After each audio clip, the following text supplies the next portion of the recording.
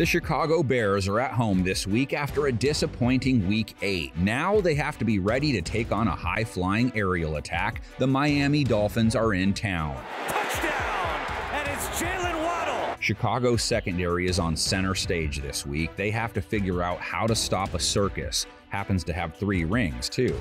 The ringmaster, Tua Tagovailoa, 29 of 36 last week, over 380 yards, 3 touchdowns, rating close to 140. To a wide-open Braylon Sanders. Sure, he faced the Lions. Their secondary pretty much second to everyone, but he tamed them, and Tua has a rating over 112 in 2022, 9 yards per attempt average. I'm humble. I'll count myself as a preseason doubter who can eat crow when it comes to Tua time.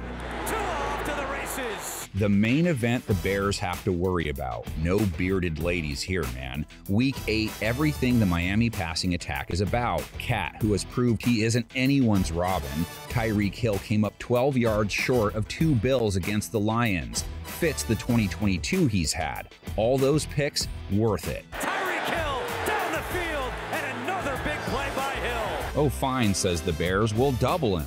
Cool. Tua turns to Robin Lloyd-Taylor. Sorry, he turns to Jalen Waddle. The connection, both underrated. The NFL Penguin having a great 2022 as well. Great Week 8, too. 8 catches, over 100 yards. Got to Waddle twice. Tua looking deep. He's got a man. Touchdown! Number 2 for Waddle. So the Bears got to have 2 good cornerbacks along with someone else to back them up.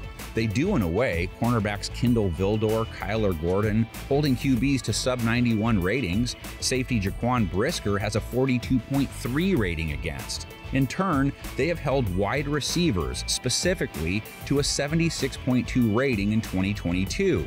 That's really good. So what happened last week then? Against Dak Prescott, 9.3 in attempt given up, rating over 110, allowed CeeDee Lamb to catch 5 of his 7 targets, a touchdown, 15.4 yards per catch given up to him. They are dissecting this secondary. All right, the Bears offense will try and pop the Finns along the ground. Their ground game is their bread and butter, win or lose. Straight up the gut and into the end zone for a touchdown. 43 rush attempts last week. You don't see that very often in a game that you give up 49 points in.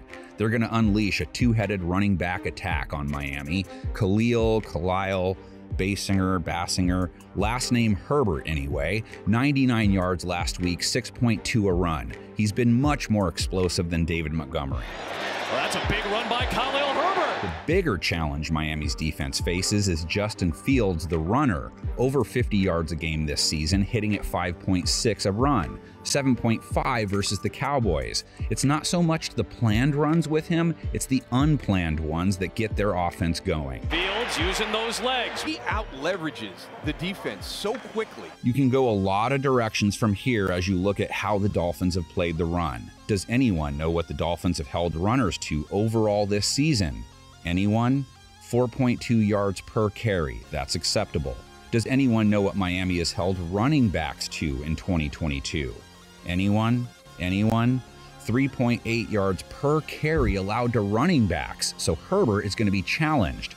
I'll stop and then say that they have given up 5.6 yards per carry to quarterbacks. Gonna guess Mr. Lauren Sachs would say that figure is as high as it is because when they faced Lamar Jackson, he broke a 79-yard TD run against them along with 116 yards on the ground. It's Jackson, oh my gosh, here he goes! Ferris for those who are like, WTF is Mr. Lauren Sachs. So, the rest of the picture. Dolphins have a nice run game. Raheem Mostert with a nice 4.5 yard per carry figure. He just tends to ride in the back seat. You see what Chicago allowed Tony Pollard to do in Week 8? 131 yards, 9.4 yards per carry allowed, 3 touchdowns. And that's why we have ants. I mean, that's why Chicago is allowing 5 yards per carry for the year. And now they don't have Roquan Smith either. Welcome to the big show, Tony Pollard, his 3rd touchdown of the day. Dolphins pass defense, Chicago's pass offense. Big time X factor. Fields didn't do anything terribly wrong as a passer against the Cowboys. 2 touchdowns, no picks, rating of 120.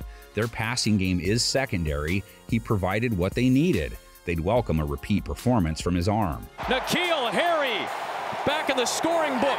And hey, he has a new target. Hard to say how many reps Chase Claypool will get this week, averaging under 40 yards per game this season for what it's worth. Dolphins against the pass. QBs complete almost 70% of throws against them, rating given up an even C note. Jared Goff got him for over 300 yards, rating close to 110. Goff to Swift.